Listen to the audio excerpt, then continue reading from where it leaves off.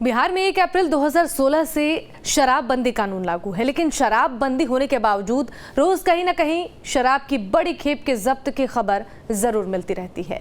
अभी हाल ही में हुई छपरा में जहरीली शराब से मौत के बाद एक बार फिर से बिहार में शराब को लेकर सियासत शुरू हो गई है। ये रिपोर्ट आप देखिए।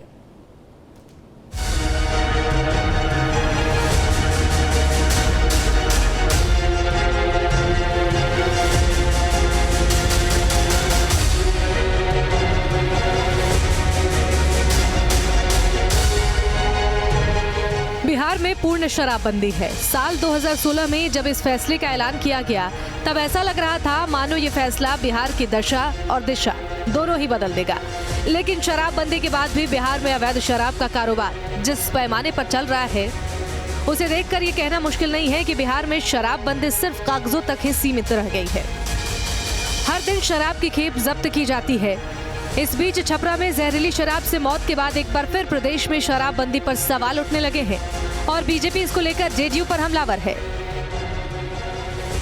बीजेपी के प्रदेश अध्यक्ष संजय जायसवाल ने सत्ताधारी दल पर शराब माफियाओं को संरक्षण देने का आरोप लगाया है। इतना ही नहीं, बीजेपी नेता ने ये दावा भी किया है कि बिहार के कई मंत्री और बिहार सरकार के अधिकारी भी शराब पीते हैं, उनकी भी जांच होनी चाहिए। या तो वह हम लोगों को शासन सौंप दे, हम लोग करवा देते हैं, और नहीं तो शासन में वह है तो वह विधानसभा में करे, जहाँ बोले।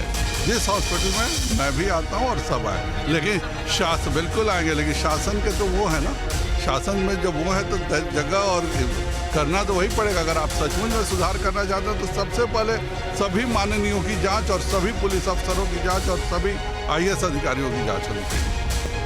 संजय जायसवाल की चुनौती मिलते ही जेडीयू ने बीजेपी पर ही सवाल खड़े कर दिए। जदयू प्रवक्ता अभिषेक झा ने पलटवार करते हुए कहा कि बीजेपी के लोगों की सबसे पहले जांच करवानी चाहिए। आदरणीय नीतीश कुमार जी पर सूबे के मुख्यमंत्री के रूप में काम का दबाव रहता है, बहुत सारी जवाबदेहियां उनकी रहती है। इस वजह से भी बहुत सारे कार्यक्रमों में वो सम्मिलित नहीं हो पाते हैं, लेकिन सरकार के प्रतिनिधियों का रिप्रेजेंटेशन हमेशा रहता ही है। बिहार की सरकार की प्राथमिकता होती है कि कैसे बिहार के हक की बात सभी प्लेटफॉर्म्स पर की जाए, लेकिन कुछ लोग इसको राजनीतिक मुद्दा बनाने में लगे हैं, कुछ लोग शर्म की बात कर रहे हैं।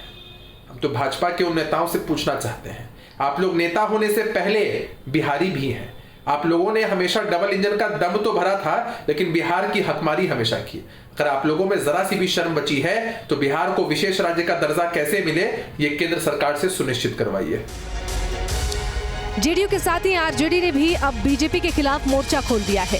एजाज अहमद ने बीजेपी नेताओं को सवालों के घेरे में खड़ा करते हुए कहा कि आए दिन बिहार बीजेपी के नेता शराब के साथ पकड़े जाते हैं, आखिर उनकी जांच क्यों नहीं होती है।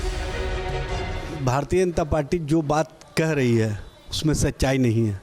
सच्चाई तो ये है कि भारतीय जनता पार्टी के नेता के घर से, जो पूर्व मंत्री रहे हैं, उनके घर से 2 ट्रक शराब पकड़े गए। इनके एक MLC शराब पीते हुए पकड़े गए, जांच हुआ तो वो साबित भी हो गया। और भारतीय जनता पार्टी के बहुत सारे प्रखंड और जिला अध्यक्ष शराब पीते हुए पकड़े गए हैं। लेकिन भारतीय जनता पार्टी अपने नेताओं का जो आचरण है उसके संबंध में बताने से पहले ये स्पष्ट करे ना कि इस तरह की कार्यों में लिप्त जो इनके नेता रहे उन पर क्या कार्रवाई की। शराबबंदी कानून के बहाने बिहार में राजनीतिक बयानबाजी जारी है। सभी राजनीतिक दल के नेता एक दूसरे पर आरोप प्रत्यारोप लगा रहे हैं, लेकिन सियासत के बीच कड़वी सच्चाई तो यही है कि शराबबंदी के बाद भी बिहार में शराब की न सिर्फ तस्करी होती है बल्कि खुलेआम धड़ल्ले से बेची भी जाती है और खपाई भी जाती है। जहरीली शराब से मौत की घटनाएं भी कई बार सामने आ चुकी हैं। हर बार गिरफ्तारियां होती हैं, लेकिन मामला फिर शांत हो जाता है। ऐसे में जरूरत है कि सियासतदान मौत पर सियासी रोटियां सेकने के बजाय कानून को सख्ती से लागू करने की पहल करे, ताकि दोबारा बिहार में ऐसे हालात ना बन पाए। पटना से आदित्य झा के साथ bureau report, news state, Bihar Jharkhand.